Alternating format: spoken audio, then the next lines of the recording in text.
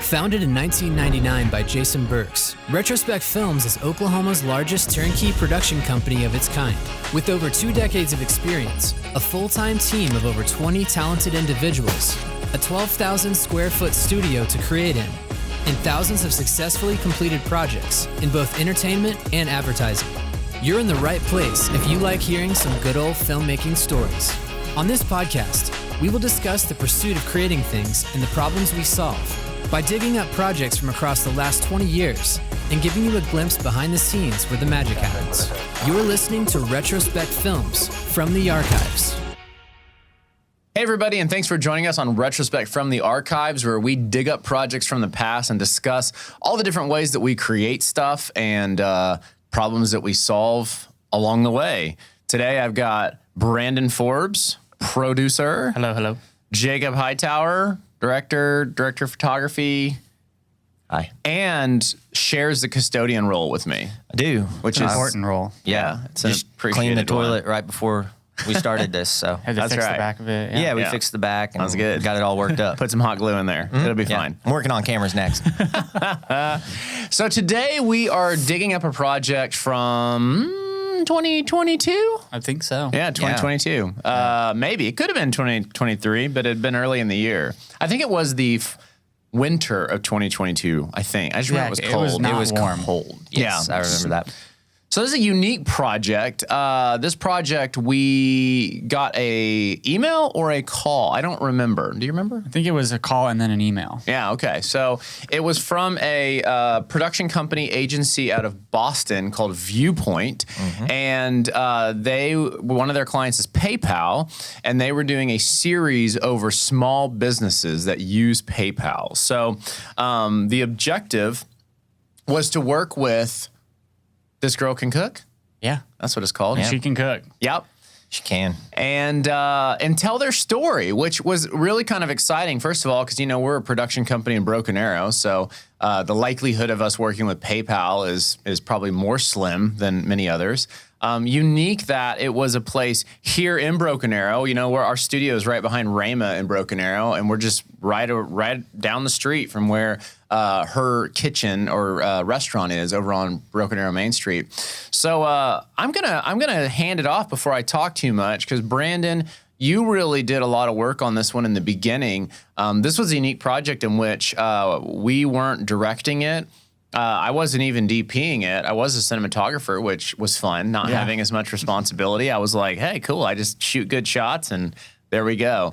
I still offered a lot of lighting advice, and the DP, he was like, it's cool, man. He's like, I know you have ideas. He's like, yeah, I got it. Don't worry about it. But tell us a little bit about this project. Yeah. So Matt from Viewpoint Creative, basically hit us up, and a lot of times we'll get like emails or calls like, hey, we just need production support, which is, we can definitely offer that. Obviously, we like to try to fill as many roles as possible, but they were like, hey, we've done this. It's been a series. We have our director. We have our DP that travels with us. So like, we just need cameras, crew, gear, and somebody kind of to like line produce like on, feet on the ground in Broken Arrow. And we're like, well, that's great, because we're literally like a stone's throw from her storefront. And so they, hit us up, and we're like, oh yeah, we'd love to be a part of it. So went over, did quick little scout. The shoot was like in like 2 weeks. It was a pretty quick turnaround. And then we were just going to hand the footage off. And so went over, scouted, figured out where we're going to park everything. And then was just, okay, now we got to figure out who we want to put on it. And so this was kind of like you said, it was fun because a lot of times when we're doing the project, like all encompassing from directing all the way to editing, there's just a little bit more like stress and, anxiety on the day to make sure that like everything's perfect. But this was kind of nice because like our guys just kind of got to show up and like, no, like we're like, we don't have to be in charge. We don't have to lead. Like these guys are going to do it. And we just get to like create cool things and work with Candace, who is awesome, and that food that she made was just absolutely incredible. And it was a cool opportunity and a cool like new relationship that we kind of gained out of that. Hightower, why don't you dig us into the camera setup, which I don't remember the second camera for whatever reason. I remember working with the Sony Venice, which was fun. I mean, that was probably one of the things that made the project exciting to me. So, I get to use a camera we haven't used before. So that was fun to use that. But Yeah, we had the Sony Venice, I believe, kind of working as the A cam, kind of your master shot. I believe we had a C70 on Ronin. We had something on a Ronin. It was his Panasonic. It was like his Oh, GH that's right. That's or right. GX It was a Panasonic. something. That's right. It was a smaller DSLR looking. But I mean, the footage looked real. Like, it was full frame, like, and Yeah. it had image stabilizer, and Yep. like he was, reaching over and doing stuff. I think wasn't he Jan? I think was the the DP. Yeah, it was Jan, yeah. He was Yep. awesome. Yeah, he was really cool. But yeah, that Sony Venice was something different because I'm used to mostly Canon or Red, and it was just kind of getting to learn a whole new language as we're just kind of like working and going on. I just remember that camera was very heavy. it was very heavy. Very heavy. Anytime we wanted to make a move with it, we had the O'Connor head, we had Yeah. the whole big tripod and that big camera. So any move was like, hey, clear a path. We've Yeah. got to get over here. So that was real fun. And just kind of shooting with a different camera is always fun because you get to learn new, like, little learning curves, and like every button's different. You still have your same triangle, ISO, shutter speed, and aperture, and you just play around with those things and try to get the best look you can. Now, Jan was a great guy. He definitely had some unorganized camera lenses. I remember I spent like 10, 15 minutes working on getting all the lens caps back on all of his lenses. And he's like, just forget about it. I'm like, I can't let this you do guy's a that. wild man. How does he travel like this? But, it's my thing with lens caps. I got to keep them on the lens. I remember when we were filming. I mean, I think you and I were kind of switching cameras here and there. Yeah. And when we were shooting that, basically, I guess it'd be proper to tell the essence of what the shoot is. So Candace, with This Girl Can Cook, has a spread in kind of a culinary environment with table settings for customers to come in. So you can have like 15, 20 people that come in, and she teaches you how to cook. And so in that environment, you have a bunch of couples, a bunch of individuals. They're watching her. She gives you all the things that you need, and then you go through cooking an entire dish.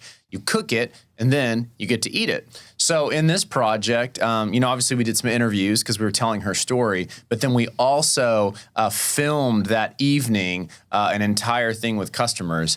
And I felt like that did bring not like any challenges we haven't been a part of, but still unique challenges because it kind of reminded me of like a wedding, even though I haven't done a wedding in 20 years and I just remember hating weddings.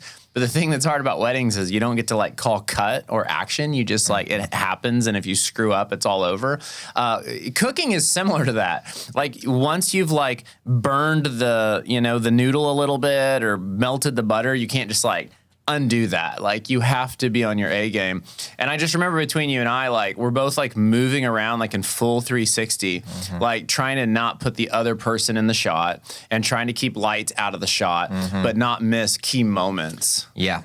It was challenging to say the least because, we had 3 people shooting at that point in time. I believe you were on Ronin. Yeah. I was kind of on sticks, and Jan was kind of just handheld. Yep. And we were just all doing these like big 360s. I'm trying to capture like people enjoying themselves and like, get that little kiss on the cheek and stuff, those little perfect moments that you can't really, in those situations, you can't go, hey, can you redo that for me? It just doesn't work that way. So we're just all trying to capture those little nuggets of gold, I guess you could say. Yeah. But yeah, and then the lighting on top of that is difficult because when you're doing those 360 turns, you got to set up the lighting in a way that you're not going to see stands, you're not going to see cords being run. So we had to set all that up in a way that we knew we were going to kind of shoot around in that space. So Yeah. it was cool. It was really fun. Well, why don't we do some swappage? Bring Garber in. We can talk about some of the lighting stuff. Yeah. Okay. Josh, thanks for joining us. So Josh, let's talk a little bit about the lighting. I feel like, I mean, and I will say, like me and Jacob were just talking about how that was a unique shoot. Like I wasn't directing, I wasn't the DP, which was kind of nice because I quickly fall back to lighting. Like I'm very like Hightower set the cameras. I'm gonna go set up a C-stand. I love it. It's more my vibe. Yeah. Let's talk a little bit about some of the lighting setup and the way we needed to do it, just so we didn't see stuff.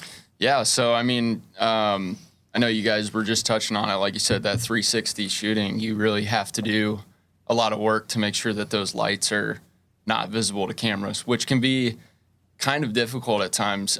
So we were rigging stuff overhead. We were finding pipes that were going overhead so that we could key everybody in the class and also key her.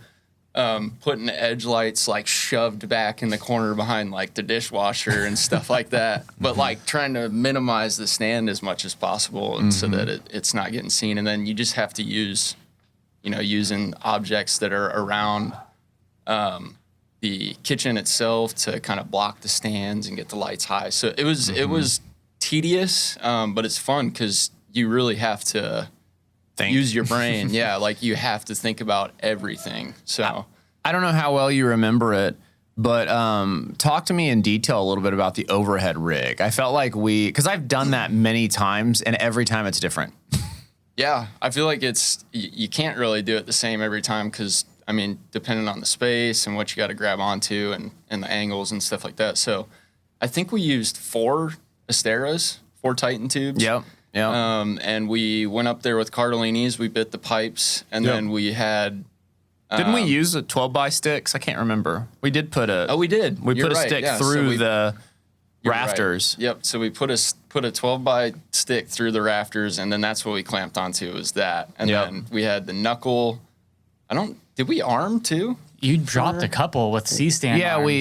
we did. I think we dropped them, and then I feel like we ended up raising them back up. But Yeah, I think you're right. But Yeah. it was just there for the flexibility of they it. were right on the edge of frame. So Yep. we're like, what's the widest shot? Let's drop these lights down. And, part of that was just the fact that we had a bunch of people coming in there. So it's like you can't really just have lights everywhere. Exactly. Yeah. So that was a good endeavor. You know, like just time wise, but that kind of thing. I mean, like that helps having 2 people on for sure because we have to bounce ideas back and forth on what works and what doesn't work, and so. Safety obviously is a huge thing, making sure everything's chained up so that if one of those lights does slip, God forbid. Yeah. We had cable safeties on them. So we had cable safeties on everything. I mean, it was triple, double check. And then on the second day, we were doing all the beauty shots of like the cover of her using the card at like the warehouse that you could buy all like the industrial grade cooking supplies. And then we did at her house, and her house was like that whole one wall was just all glass windows. And you were just like, Yeah. Okay. Yeah, that's right. I'm trying to think through that setup. I'm sure we employed some lights. We probably did an edge opposing. I think it was a 600 with a China or some sort of I think we had the dome on it. Yeah. And then, like 300s like tucked in like her hallway. Did we shake the window or did we let it play? No, it was cloudy. It was raining that day. And that's so right, it that's kind of right. it helped that it was like, okay, well, it's not like super bright I can't outside. remember. Did we put one outside? Yeah, you did because she had a outside? covered patio. That's Yep. right. Yeah, I thought we put like a That's right. 1200. I think it was a 12. Yeah, 12 coming out through the window. So But you look at it and it's just like, oh, it looks really nice. Like you look at the footage, you're like, okay, great. And you have no idea. It's like all the stuff that goes into like exactly. making that happen. Yep. And I remember she had some vent hood lights that I think worked decent on the food, if I remember right, because there was that vent hood that went over top of everything, which she built that to be camera friendly. Yeah, because that was one thing that I don't even think we've mentioned, but like when COVID hit, she like adjusted really quickly. Yeah. And like you can do all of her like classes. And I mean, that we even filmed that as something like as cover where she has a guy that comes to her house and sets up all of the like streaming cameras, and he's got his iPad. Yeah. And like she can live stream cooking classes that you can sign up for, which was just like, oh, that's so cool. So like she had done that kind of same stuff in her studio space as well as her home. And so there was already a little bit of like, she understood like, okay, I can't use like lights that flicker and understanding that. And it's like, oh, that helps. Like when we come in and you're like, okay, like you remember the lights on the vent hood that we filmed for the Good vs. Gourmet, we had to turn them off every time. Yes. Because they were always flickered. Yeah. But we turned hers on and we're like, oh. Yeah. And she's like, no, I got the special ones that don't flicker. Right. You're like, oh, that's amazing. Yeah, that's cool. Well, overall, Forbes, maybe bring us home. I mean, just summarizing kind of what we did, how we did it, how we delivered it, and maybe just I think something that's worth pointing out is just the flexibility of the different dynamics we work in, because I think that's something unique. Like sometimes I'll be on the phone with someone and they'll be like, well, we know you guys do post, but like we're gonna edit this ourselves. Yeah. And we're like, rock on. Yeah. Here you go. That's great. Here you go. Hand it over. No, I mean, being a turnkey company, it makes it simple because it's any time somebody asks you, can you do this? And it's a part of production, whether that's pre-production, production, post, creative, we're like, yeah, like no problem. Like, you know, they showed up and they're like, hey, we weren't actually able to travel with these batteries. Do you guys have some? Like, yeah, 100%. Like it's not a problem. And so just kind of being able to fill those gaps and fill those holes in whatever situation it calls for, it's just something that like, it's never like a curveball for us. It's always like, yeah, no, 100%, like totally fine. And a lot of times you kind of get the reaction like, oh, like you guys, oh, okay, cool. Like, I didn't think you'd be able to do that. And it's like, no, like, come out here, like, come to our studio, like, see, like, we're not, like, just because it's Oklahoma doesn't mean that we don't know what we're doing. It's like, no, like, we have some of the best people on staff. Like, we have top tier equipment. We have all the connections. Like, Oklahoma, Retrospec, like we've got you covered. Yeah. And it's cool when they come in and, you know, and I'm sure they were probably maybe a little bit apprehensive just coming in and doing this the first time, and we do the 2 days and then they're done and you hand them the drives and they're just like, oh, you already have the footage transferred, and they're like, yeah, and then you send the footage with them, and then 2 weeks later they're like, here's the rough cut, it looks amazing, thank you guys so much. And it's just like, okay, it's confirmation that like, yeah, like we can do anything that anybody else can. Yeah. Like, and I think we can do it just as good, if not better, with a smaller amount of crew for less money and just knock it out of the park every time. Yeah, I agree. Well, that brings us to the conclusion of this episode of Retrospect from the Archives.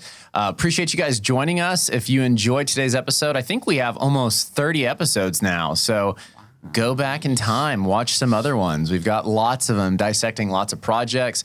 You can find these podcasts on, I think, Spotify, YouTube, Apple Podcast. And then you can watch them if you like to look at our faces while we talk on our website or on YouTube as well. So we appreciate you guys joining us, and you can always find out more about Retrospec Films at retrospecfilms.com. We will see you next time. Later. See ya. Bye. Bye.